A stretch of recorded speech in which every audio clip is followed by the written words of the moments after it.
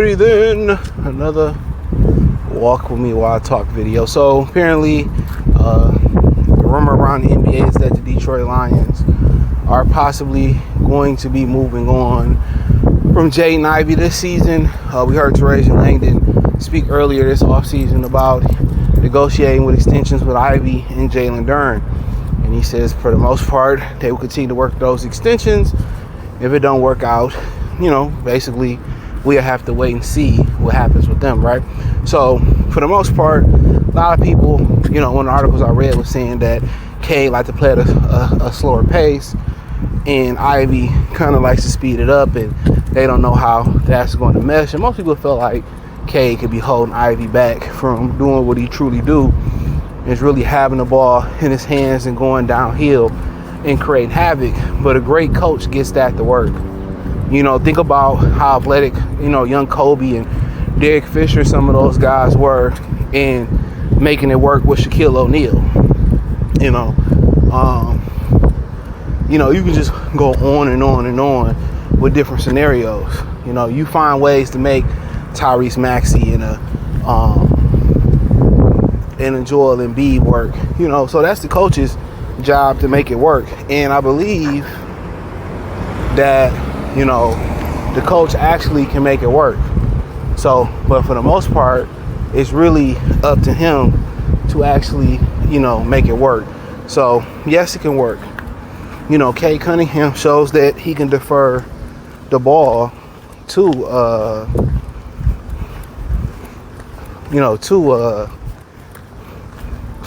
Dennis Schroeder and other guys.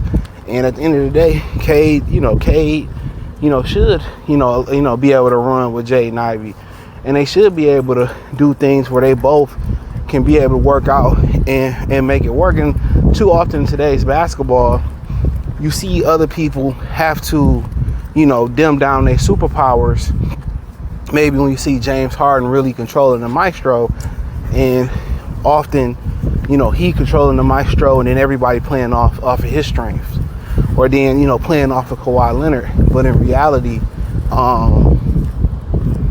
they should be able to mesh that together. And back in the day, that used to be a very common thing. You look at Sacramento Kings, whether it was Divac, Jason Williams or Bibby, Chris Webber and those guys, they was able to make those guys. It really wasn't your turn, my turn type of offense. You know what I'm saying?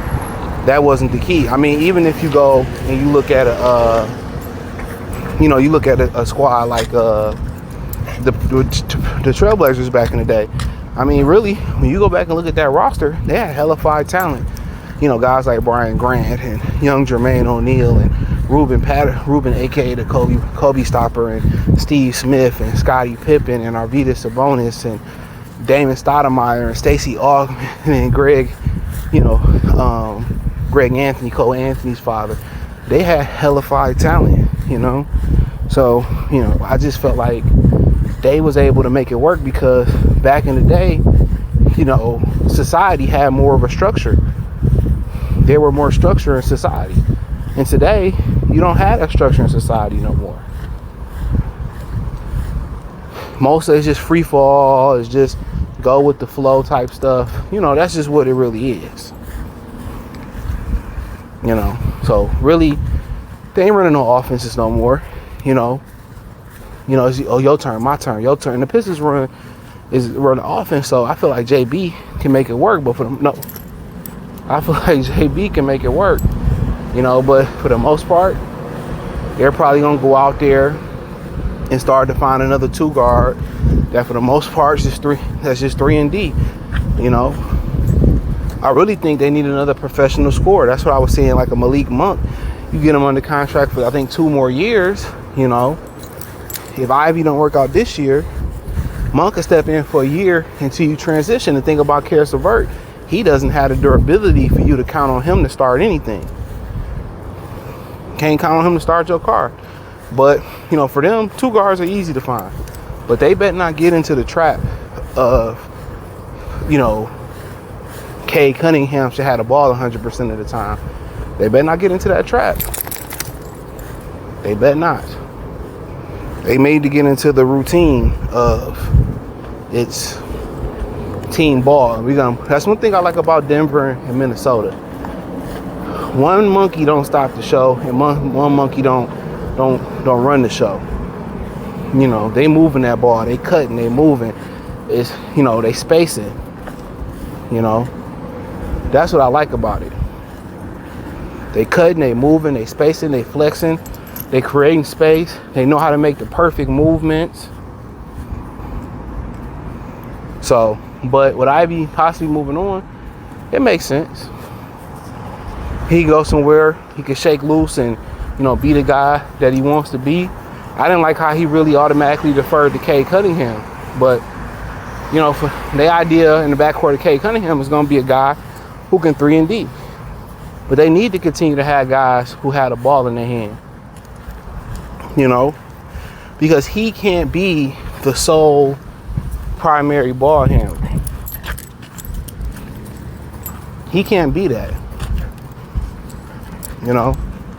So,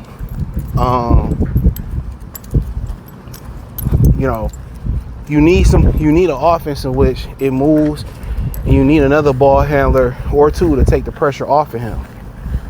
You know, allow him to showcase his talents, you know, catching and shooting and, you know, moving without the basketball and, you know, finishing without the basketball or finishing at the rim and learn to be a slasher, be a complete ball player.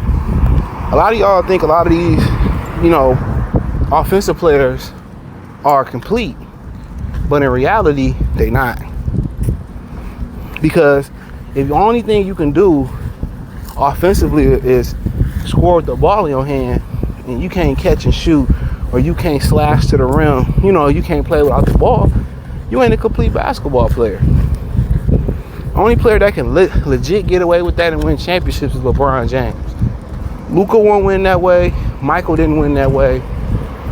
You know what I'm saying? You know, Magic was a pass first type guy. So he can get away with that, you know what I'm saying? But, you know, but to each his own. To each his own. But Ivey, it make a lot of sense for them possibly moving on from him. The question is, it's cheaper, and what's the backup plan? You know, who do they target? That's the $1 million question. Who's the backup plan? So, you know, who do y'all be like, oh, we want him to be our guard or two of the future. But if they get too, let's cater around K too much, I don't think that's smart. Quite frankly. You know, let's cater around the system. I think that's what it should be. Let's cater around the system. Let's not cater around K, so let's cater around the system. Because when K gone, at least the system is there. You know, when Michael was gone, the triangle was still there. You know, even when they, you know, lost to the Knicks, they still had a lot of success with the triangle. Even when he took it to LA, they still had a lot of success with the triangle in LA. So those are some of the things, you know, people got to think about. But him being gone, be honest, you know, they worried about him, but also Jalen Duren could be right behind him. You know, apparently he's enamored with a stretch five. And the way they, you know, that's why I hate trends. I hate people that follow trends.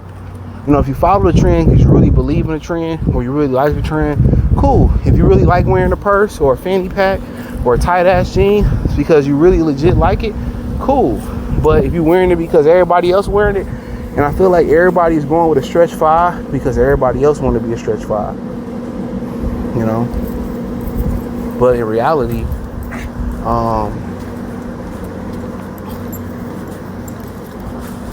you know, come on. But in reality, I feel like people should, you know, really put stock in, you know, beating the trend, defeating the trend.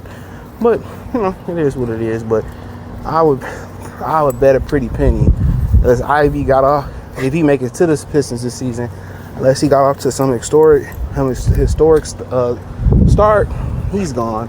And I'm gonna talk about this another time. Unless he get a contract, Jalen Duren's gone too. He's gone as well. But hey, thumbs up the video, share the video, subscribe to the channel. Then subscribe button, hit the bell icon button, hit all notifications, increase your chance of notification, hit the link tree. Find me everywhere.